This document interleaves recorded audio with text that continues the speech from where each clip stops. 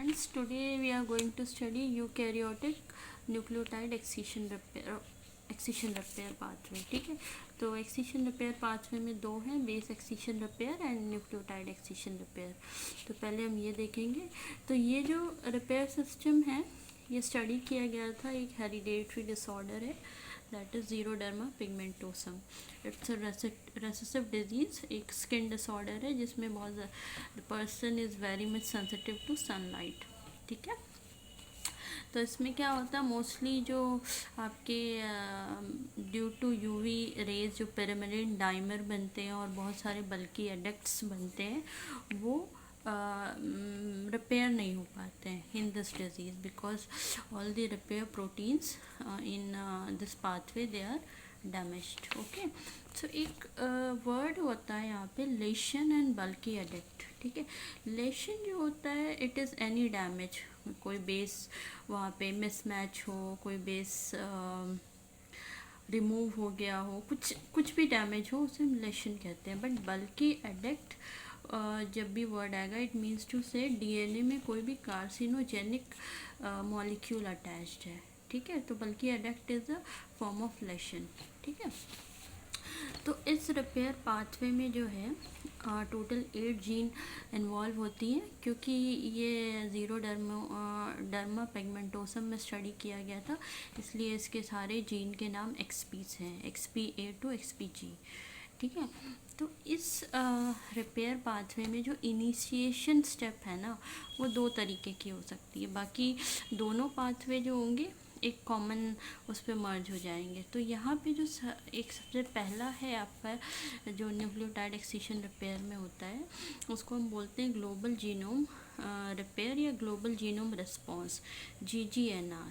तो इसमें क्या होता है कि डीएनए की कहीं पे भी किसी भी पार्ट में किसी भी सीक्वेंस में आपके कोई भी डैमेज आएगा तो ये वाला आपका रिपेयर मैकेनिज्म का चलेगा. तो यहाँ पे बस क्या है, यहाँ पे जो initial detection of the damage DNA जो होगा, जो डैमेज पार्ट को जो रिकॉग्नाइज करेगा वो XPC प्रोटीन होगा. ठीक है, सबसे पहले ये आके रिकॉग्नाइज करेगा और ये ग्लोबली मतलब डीएनए के किसी भी पार्ट में डैमेज को रिकॉग्नाइज कर सकता है, इसलिए हम इसको ग्लोबल जीनोम रिपेयर कहते हैं. ठीक है, अब जो XPC है ये एक अकेला प्रोटीन नहीं है, ये एक कंपोनेंट है प्रोटीन कॉम्प्लेक्स का. तो इसके साथ और भी जो दूसरे प्रोटीन होते हैं लाइक सेंट्रीन 2 HR23B, तो ये पूरा एक कॉम्प्लेक्स है, उसका एक पार्ट होता है XPC.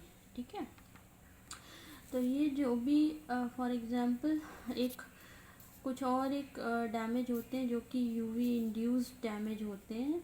जब यूवी रेज पड़ती हैं तो एक वो पिरामिडीन डाइमर बनता है जिसको हम बोलते हैं साइक्लोब्यूटेन पिरामिडीन डाइमर, जो कि हमने देखा था CPDs. तो ये जो होते हैं XPC से डायरेक्टली रिकॉग्नाइज नहीं किए जाते हैं. ठीक है, तो इसके लिए फिर अलग से दूसरी प्रोटीन आती है which is called as DDB, DNA damage binding protein. ये असिस्ट करती है XPC को. ठीक है, ताकि ये CPD जो साइक्लोब्यूटेन पिरामिडीन डाइमर है उसको ये रिकॉग्नाइज करे. तो ये तो जो मैकेनिज्म है ग्लोबल जीनोम रिपेयर, ये तब होता है जब नॉर्मली डीएनए में कहीं डैमेज हो. ठीक है, अगर वो डैमेज ट्रांसक्रिप्शन के टाइम आया, सपोज फॉर एग्जांपल ये डीएनए है आपका, ठीक है, और ये एक पर्टिकुलर डीएनए का पार्ट है जिसका कि ट्रांसक्रिप्शन करवाना है.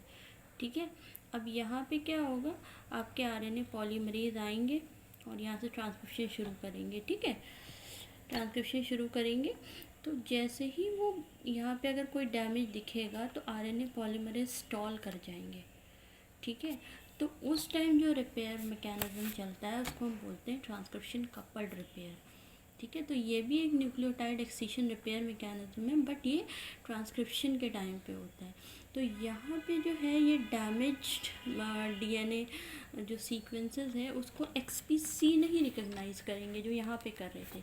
यहाँ पे RNA पॉलीमरेज 2 खुद ही रिकॉग्नाइज करेगा इस डैमेज को. ठीक है, बस ये डिफरेंस हो जाता है कि यहाँ पे जो जितना भी डैमेज होता है वो रिकॉग्नाइज किया जाता है RNA पॉलीमरेज 2 के थ्रू. और यहाँ पे होता क्या है मेन चीज़, जैसे ये RNA पॉलीमरेज जैसे ही डिटेक्ट करेगा कि जो है आपका डैमेज है ये स्टॉल कर जाएगा, रुक जाएगा, ठीक है। और रुकने के बाद क्या होगा, इस एंजाइम में मॉडिफिकेशन हो जाएगा, पॉलीमरेज 2 में मॉडिफिकेशन होगा, जैसे कि उस आरएनए पॉलीमरेज 2 की जो लार्जेस्ट सब यूनिट है वो जो है डिग्रेड करवा दी जाएगी, ठीक है। और फिर रिपेयर होगा पहले, जब तक कि रिपेयर नहीं हो जाएगा ये पॉलीमरेज जो है आगे नहीं बढ़ेगा, मतलब ये डैमेज हो जाएगा। तो ऑब्वियस सी बात है, जो लार्जेस्ट सब यूनिट होती है वो मोस्टली कौन सी होती है, RPB1 होती है, यही मेन होती है, जिसमें कि आपकी CTD टेल वगैरह होती हैं, ठीक है। तो सारा जो ट्रांसक्रिप्शन का प्रोसेस होता है मोस्टली ये हैंडल करता है। तो अगर ये डैमेज हो गया तो ट्रांसक्रिप्शन नहीं चलेगा, जब तक कि रिपेयर नहीं होगा तो आगे नहीं प्रोसेस बढ़ेगी। तो अब ये इनिशिएशन प्रोसेस थी। अब इसके बाद क्या होता है, अब चाहे ये पाथवे चले चाहे ये पाथवे चले, दोनों में से कोई भी पाथवे चले, अब कॉमन प्रोसेस होंगी। अब जो एंजाइम्स आएंगी वो हम यहाँ देखते हैं। तो सबसे पहले क्या होगा, हमने देखा कि जो है डैमेज जो भी होगा बेसिस में, ठीक है, वो या तो XPC रिकॉग्नाइज करेगा तो उसको ग्लोबल जीनोम रिस्पांस कहेंगे, या RNA पॉलीमरेज 2 रिकॉग्नाइज करेगा जिसको ट्रांसक्रिप्शन कपल रिपेयर कहेंगे, ठीक है। तो ये इसके रिकॉग्निशन के बाद एक प्रोटीन होता है XPA, ये आके बाइंड करेगा, वो स्ट्रक्चर को कुछ हद तक स्टेबलाइज कर देगा, मतलब वो इतनी सारी चीज़ें DNA पे बाइंड है। दूसरी चीज़ XPC के थ्रू थोड़ा सा DNA की मेल्टिंग भी होगी, ठीक है। फिर क्या होगा कि आपका जो DNA का स्ट्रैंड है, मतलब ये आपका DNA कुछ इस तरीके से है, ठीक है, और डैमेज यहाँ पे है, तो अब इस DNA को अनवाउंड करना पड़ेगा, मतलब हेलिकेज एक्शन चाहिए, इस बीच के बॉन्ड को ब्रेक करना पड़ेगा ताकि ये जो है आपका DNA स्ट्रैंड खुल जाए, अलग अलग हो जाए, ठीक है। वो काम करेगा आपका एक ट्रांसक्रिप्शन फैक्टर 2H होता है, लार्जेस्ट ट्रांसक्रिप्शन फैक्टर, जिसकी 2 सब यूनिट होती हैं, XPB एंड XPD, और ये अपना हेलिकेज एक्शन शो करती हैं। XPB 3 प्राइम से बॉन्ड्स को ब्रेक करती है, और XPD जो है 5 prime to 3 prime helicase action show करती है, और इससे फिर DNA की मेल्टिंग होना शुरू हो जाती है, मतलब हाइड्रोजन बॉन्ड ब्रेक होते हैं, ठीक है। अब उसके बाद क्या होता है, जैसे ये ब्रेक हुआ, ठीक है, ये DNA खुल गया। अब खुलने के बाद क्या होता है, जहाँ पे भी डैमेज था, ये डैमेज है यहाँ पे सपोज, तो कट लगाया जाएगा, निक जनरेट किया जाएगा, ठीक है। एक इस साइड से कट करेगा, एक इस साइड से कट करेगा, मतलब एक 5 से कट करेगा, एक 3 प्राइम से कट करेगा, ठीक है। तो cleavage on both side of the lesion by endonuclease, ठीक है। एक्सी न्यूक्लियस एक्शन होगा, एक्सी न्यूक्लियस मतलब दोनों तरफ से कट लगाया जाएगा। तो यहाँ पे कौन से होंगे, XPF होगा जो कि 5 प्राइम से कट लगाएगा, निक जनरेट करेगा, और XPG जो कि 3 प्राइम से निक जनरेट करेगा। एंड माइंड यू गाइज, अभी तक जितने भी रिपेयर पड़े हैं सारे के सारे सिंगल स्ट्रैंड डैमेज हैं, ठीक है, किसी में भी डबल स्ट्रैंड डैमेज नहीं पड़ा है हमने, ठीक है। तो इसीलिए हम यहाँ पे निक कह रहे हैं, ब्रेक नहीं कह रहे हैं, ठीक है, क्योंकि जब भी सिंगल स्ट्रैंड में कट लगाया जाता है उसे हम निक कहते हैं, ठीक है। अब एक चीज़ और याद रखिएगा, जो XPF है ये एक और प्रोटीन होता है ERCC1, ठीक है, ये उसका कंपोनेंट है, ठीक है, ये अकेला नहीं है, इसके साथ है। Why I am telling you this, because अभी ये पिछले 2 साल से देखा गया है कि क्वेश्चंस जो हैं बहुत सारे डिफरेंट प्रोटीन्स के नाम भी आ रहे हैं, तो बेहतर होगा कि आप कुछ याद कर लीजिए इन प्रोटीन्स के नाम जो जो बुक में दिए हुए हैं एटलीस्ट, ठीक है। उसके बाद क्या होगा, जैसे ही ये निक जनरेट हो गया, अब आपका गैप आ जाएगा, ठीक है, ये गैप आ गया। अब इस गैप को फिल करना है, ठीक है। तो जितनी भी एंजाइम होंगी, रेप्लिकेशन एंजाइम मशीनरी होगी, वो सारी की, अच्छा ये जब निक लगाएगा तो अराउंड 25 to 30 न्यूक्लियोटाइड जो होंगे वो रिमूव करवा दिए जाएंगे ड्यूरिंग न्यूक्लियोटाइड एक्सीशन रिपेयर, ठीक है, ये एक चीज़ याद रखिएगा। उसके बाद क्या होगा कि अब जो होंगे, एक प्रोटीन होता है RPA क्या करता है, ये जो 2 एक्सी न्यूक्लियस आए हैं ना आपके, XPF और XPG, इनकी प्रॉपर पोजीशनिंग में हेल्प करता है, ठीक है, ताकि आसानी से कट लग जाए। उसके बाद आपके जो है डिफरेंट DNA पॉलीमरेजेस हैं, क्योंकि हम पढ़ रहे हैं यूकैरियोट में, तो एप्सिलॉन और आपके डेल्टा वगैरह ये डिफरेंट आएंगे आपके, ठीक है। यहाँ पे आइटा लिखा है इन्होंने, रिपेयर एंजाइम है ये, ठीक है। ये सारे इनकी असेंबली होगी और डिफरेंट रेप्लिकेशन मशीनरी आएगी like PCNA, RFC, single standard binding protein, ये सब आ जाएंगी और रेप्लिकेशन करवा के आपका जो निक है वो लाइगेट करवा दिया जाएगा। अब लाइगेज में भी इन्होंने दिया है लाइगेज 3 होगा या फिर ये भी एक लाइगेज है XRCC1, ठीक है। ये आके तो अगर ये देता है तो डोंट गेट कंफ्यूज, ये भी एक लाइगेज है। तो इस तरीके से रिपेयर करवा दिया जाएगा, ठीक है। अब ये जो हमने पढ़ा था, जितना ये पढ़ा था हमने किस में, ज़ीरोडर्मा पिगमेंटोसम में। कुछ और भी डिजीज़ हैं आपके, जेनेटिक डिसऑर्डर है लाइक कोकियन सिंड्रोम जो है, ये एक न्यूरोलॉजिकल डिज़ीज़ है। इसमें ये देखा गया है कि इसमें जो RNA पॉलीमरेज 2 का जो डिग्रेडेशन होता है ना ट्रांसक्रिप्शन कपल रिपेयर में, वो नहीं होता है, ठीक है। डिग्रेडेशन ऑफ लार्ज सब unit of RNA polymerase 2 is deficient, ठीक है। तो जिसकी वजह से ये रिपेयर सिस्टम वर्क नहीं करता है, ठीक है। और ये होता क्यों है, इसमें म्यूटेशन हो जाता है 2 gene like CSA and CSB, ठीक है, जो कि मोस्टली ट्रांसक्रिप्शन फैक्टर 2S से बाउंड होती है, तो उनमें म्यूटेशन हो जाता है जिसकी वजह से ये आपको डिजीज़ मिलती है। एक और डिज़ीज़ है आपकी ट्राइकोथायोडिस्ट्रोफी, ठीक है। ये भी एक डिज़ीज़ है जिसमें कि XPD सब यूनिट में म्यूटेशन हो जाता है। तो ये आपका था न्यूक्लियोटाइड एक्सीशन रिपेयर, जो कि आपके यूकैरियोट में हमने पढ़ा था। तो आई होप क्लियर हो गया होगा आपको। तो ये 2 मेजर पाथवे इनिशिएशन 2 तरीके से हो सकता है, ग्लोबल जीनोम रिपेयर है, एक आपका ट्रांसक्रिप्शन कपल रिपेयर है, ठीक है। तो अब हम पढ़ेंगे आपका nucleotide excision repair in prokaryote. तो इसमें जो होता है UVR ABC सिस्टम बोलते हैं। तो ये शॉर्ट पैच रिपेयर या फिर लॉन्ग पैच रिपेयर के नाम से भी होता है। शॉर्ट पैच में आपके बेसिकली 12 to 15 न्यूक्लियोटाइड रिमूव किए जाते हैं, जबकि लॉन्ग पैच में आपके ज़्यादा न्यूक्लियोटाइड रिमूव होते हैं, अराउंड 1500 समथिंग। तो इसमें 3 जीन यूज़ होते हैं, ABC, UVRA, UVRB and C, ठीक है। तो UVRBC का जो कॉम्प्लेक्स होता है उसको हम एक्सी न्यूक्लियस कहते हैं, यही कट लगाता है, ठीक है। एंडो न्यूक्लियस जो होता है, एक होता है एंडो न्यूक्लियस, एक आपका होता है एक्सो और एक होता है एक्सी। एंडो न्यूक्लियस जो होता है जैसे ये है, बीच में से कट लगाएगा, इन अंदर से कट लगा रहा है, ठीक है, लेकिन ये किसी एक साइड से कट लगाएगा, या तो 5 से या 3 से।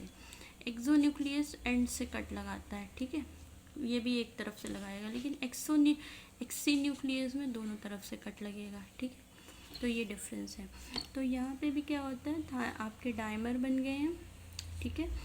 तो ये डायमर को सबसे पहले रिकग्नाइज करेगा UVRA और UVRB, इसका जो एक डायमर आएगा हेटेरोडाइमर, ये बाइंड करेगा। फिर UVRA जो होगा वहाँ से रिमूव करवा दिया जाएगा with the help of ATP hydrolysis. ATP hydrolyse होगा और UVRA रिमूव हो जाएगा। इसके रिमूव होने की वजह से DNA में थोड़ा सा बेंट आ जाएगा, ये DNA कुछ इस तरीके का हो जाएगा, ठीक है। ये डायग्राम बनाया नहीं है प्रॉपरली, ठीक है। तो अब इसके बाद क्या होगा, UVRB और C आके यहाँ पे असेंबल हो जाएंगे। UVRBC एक एक्सी न्यूक्लियस की तरफ काम करेंगे और ये दोनों तरफ से कट लगा देंगे जो भी डैमेज पोर्शन है। तो ये आपका गैप हो गया जनरेट। तो अब आ जाएगा UVRD। तो आपका DNA कुछ इस तरीके से था और आपने जो है कट लगा दिया, ठीक है, कुछ इस तरीके से आपने कट लगा दिया। अब आपको ये गैप फिल करना है, तो आपको DNA को ओपन करना पड़ेगा, तभी आप इसके कॉम्प्लीमेंट्री बेस सिंथेसाइज कर सकते हो। तो UVRD जो है एज अ हेलिकेज वर्क करेगा और वो आके आपका ओपन कर देगा, ठीक है, हाइड्रोजन बॉन्ड ब्रेक कर देगा। फिर आपके डिफरेंट रेप्लिकेशन मशीनरी आएगी, पॉल 1, क्योंकि ये हम प्रोकैरियोट पढ़ रहे हैं इसलिए DNA पॉलीमरेज 1 आके आपका गैप फिलिंग करेगा, न्यूक्लियोटाइड सिंथेसाइज करेगा, ठीक है, पॉलीमराइजेशन रिएक्शन और फिर लाइगेज एक्शन से निक सील कर दिया जाएगा। तो ये था आपका nucleotide excision repair in prokaryote, ठीक है। प्रोकैरियोट में भी ट्रांसक्रिप्शन कपल रिपेयर देखा गया है, जहाँ पे जो है आपका एक प्रोटीन होता है MF डी प्रोटीन। ये क्या करता है बेसिकली, जैसे ही आरएनए पॉलीमरेज आया, ठीक है, ट्रांसक्रिप्शन करवाने के लिए, और जैसे ही इसने एक लेशन देखा, इट सेंसेस द लेशन, मतलब कोई डैमेज देखा डीएनए पे, तो आरएनए पॉलीमरेज वहाँ पे स्टॉल कर जाएगा और एमएफ डी प्रोटीन आके इसको हटा देगा वहाँ से, और फिर यूवीआर प्रोटीन का जो कॉम्प्लेक्स है उसको रिक्रिएट करवा देगा और फिर वैसी ही प्रोसेस चलेगी। ठीक है, बस डिफरेंस यहाँ पे ये है कि MFD आके इसको रिमूव कर देगा आरएनए पॉलीमरेज को, जबकि यूकैरियोट में आरएनए पॉलीमरेज 2 जो है खुद रिकॉग्नाइज कर लेता था। ठीक है, तो ये आपका है nucleotide excision repair both in prokaryote as well as eukaryote. ठीक है, अब हम पढ़ेंगे बेस एक्सीशन रिपेयर। ठीक है, तो बेस एक्सीशन रिपेयर में क्या होता है, नॉर्मली न्यूक्लियोटाइड एक्सीशन रिपेयर में हम क्या करते थे, 12 to 15 न्यूक्लियोटाइड हम रिमूव करते थे। बेस एक्सीशन रिपेयर, जिसको BER से ही बोलते हैं, यहाँ पे सिंगल न्यूक्लियोटाइड रिमूव किया जाएगा, सॉरी सिंगल बेस रिमूव किया जाता है, सिर्फ और सिर्फ बेस को हटाया जाता है, जबकि वहाँ पे पूरा का पूरा न्यूक्लियोटाइड हटा दिया जाता था।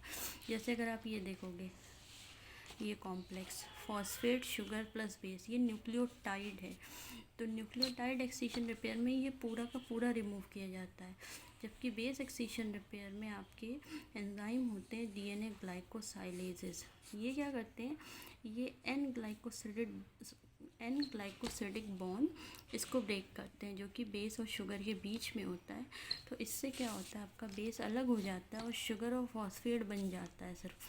ठीक है, तो इस तरीके से ये बेस एक्सीशन रिपेयर में काम करता है। ठीक है, तो अब हम देखेंगे यहाँ पे होता क्या है। ठीक है, तो जैसे आपका ये DNA था नॉर्मल, ठीक, अब इसमें क्या हुआ, कुछ प्रोसेस हुई लाइक हाइड्रोलिटिक डीअमाइनेशन। तो नॉर्मली क्या होता है, साइटोसिन का जब भी डीअमाइनेशन होता है डीअमाइनेज एंजाइम से, ये साइटोसिन यूरैसिल में कन्वर्ट हो जाता है। अब ये GNU ये मिसमैच है। ठीक है, तो हमें U को यहाँ से रिमूव करना पड़ेगा किसी भी तरीके से। तो अब आएगा हमारा ग्लाइकोसाइलेजेस एंजाइम। ठीक है, अब यहाँ पे DNA ग्लाइकोसाइलेजेस एक जनरल नेम है। अब यहाँ पे यूरैसिल को हटा रहे हैं तो यूरैसिल ग्लाइकोसाइलेजेस आ जाएगा, तो ये रिमूव कर देगा आपका। तो यहाँ पे सिर्फ बेस रिमूव हुआ है। ठीक है, तो शुगर और फॉस्फेट बचा हुआ है। तो मतलब यहाँ से आपने क्या किया, या तो पेरिमिडिन को हटाओगे या प्यूरिन को हटाओगे, तो वो बन जाएगी आपकी AP साइड, ए प्यूरिमिनिक और ए पायरिमिडिनिक साइड बन जाएगी। ठीक है, तो क्वेश्चन बहुत बार आता है AP साइड कहाँ जनरेट होती है या ग्लाइकोसाइलेज एंजाइम किस में यूज़ होते हैं। तो अब आपके AP एंडोन्यूक्लियेज आएंगे। ठीक है, तो वो क्या करेंगे, यहाँ से अब शुगर और फॉस्फेट को भी हटा देंगे। ठीक है, तो ये एक गैप जनरेट हो गया। अब आपके रेप्लिकेशन मशीनरी आएगी, पॉलीमरेज एंड लाइगेज, और वो फिर गैप को रिपेयर कर देगी। ये रिपेयर्ड हो गया। तो ये तो आपने बेस एक्सीशन रिपेयर पढ़ा होगा। ठीक है, कॉमन मैकेनिज्म। जो CSIR ने पूछा था, एक स्टेप फर्दर पूछा था इन्होंने, वो था बेस फ्लिपिंग का कॉन्सेप्ट पूछा था। इस बार किसी ऑप्शन में डाल दिया गया था। तो इसमें क्या समझना है हमें basically, just a minute, base flipping में हमें समझना है DNA ग्लाइकोसाइलेजेस का एक्शन। ठीक है, कि ये कैसे सिर्फ बेस को रिमूव करता है। तो अगर आपने DNA का स्ट्रक्चर देखा होगा, ठीक है, तो ये जो स्ट्रैंड है आपकी, ये फॉस्फेट और शुगर की बनी होती है, और जो बेसेस होते हैं वो अंदर की तरफ होते हैं। ठीक है, आपको दिख रहा होगा ये। अब ये नॉर्मली क्या हो रहा था, न्यूक्लियोटाइड एक्सीशन रिपेयर में कुछ एक एंजाइम थे, एक प्रोटीन कॉम्प्लेक्सेस थे जो रॉन्ग बेसिस को रिकॉग्नाइज करते थे। लेकिन यहाँ पे कैसे रिकॉग्नाइज किया जाएगा, तो यहाँ पे क्या होता है, ये DNA ग्लाइकोसाइलेजेस जो होता है, ये DNA के मेजर ग्रुप में आके बाइंड करता है, और ये जो बेस होते हैं ना, ये बेस जो कि अंदर की तरफ थे, ये फ्लिप होके, मतलब शिफ्ट होके अपनी पोजीशन चेंज करके ये DNA ग्लाइकोसाइलेजेस के हाइड्रोलिटिक पॉकेट में आ जाते हैं। ठीक है, बेस जो होंगे फ्लिप्ड आउट हो जाएंगे। ये वर्ड आप याद रखिएगा, यही स्टेटमेंट दिया था आपका एग्ज़ाम में। जो ये डबल हेलिकल स्ट्रक्चर है, ये वहाँ से फ्लिप आउट होके DNA ग्लाइकोसाइलेजेस के हाइड्रोलिटिक पॉकेट में आ जाएंगे। ठीक है, और फिर यहाँ से ये जो है इस बेस को यहाँ से रिमूव कर देगा, यहाँ से कट लगा देगा। ठीक है, तो आपका कुछ ऐसा जनरेट हो जाएगा।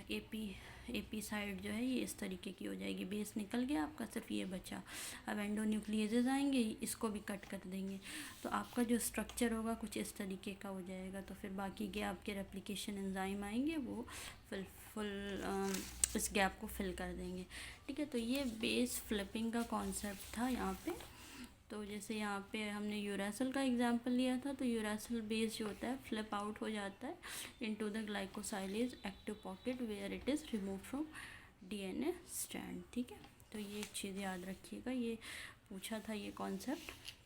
ठीक है, ये बेस फ्लिपिंग का कॉन्सेप्ट जो है आपको फोटो रीएक्टिवेशन मैकेनिज्म में भी देखने को मिलता है, जो कि आपने डीएनए डायरेक्ट रिपेयर जो फर्स्ट वाला पढ़ा था उसमें था। तो उसमें क्या था, आपने ये देखा होगा कि डाइमर बन जा रहे थे। ठीक है, तो ये डाइमर कैसे रिमूव होंगे, तो इन्होंने ये बोला है कि यहाँ पे जो एंजाइम होंगे फोटोलाइएजेस, उस फोटोलाइएजेस के पॉकेट में, ठीक है, ये जो डाइमर है ये इसके पॉकेट में चला जाएगा और वहाँ पे फिर क्या होगा, एक्टिव साइट में, not pocket, you can say active site, जहाँ पे इस एंजाइम के पास जो इलेक्ट्रॉन डोनर है वो प्रेजेंट होंगे और वो फिर इस बॉन्ड को ब्रेक कर देंगे। तो अगर हम डायग्रामेटिक रिप्रेजेंटेशन समझें तो ये आपका टी डाइमर था, ये आपके एंजाइम है फोटोलाइएजेस और यहाँ पे आपके FAD वगैरह प्रेजेंट है। ठीक है, ये फोटोलाइएजेस है। तो ये जो पिरिमिडीन डाइमर है इसके एक्टिव साइड में आ जाएगा, फोलेट अपना इलेक्ट्रॉन इसको दे देगा और ये बॉन्ड टूट जाएगा। तो इस तरीके से ये बेस फ्लिपिंग यहाँ पे भी होती है। ठीक है, तो आई होप आपको ये बेस फ्लिपिंग का कॉन्सेप्ट भी समझ आ गया होगा। तो बस इतना ही आज के लिए। Thank you so much.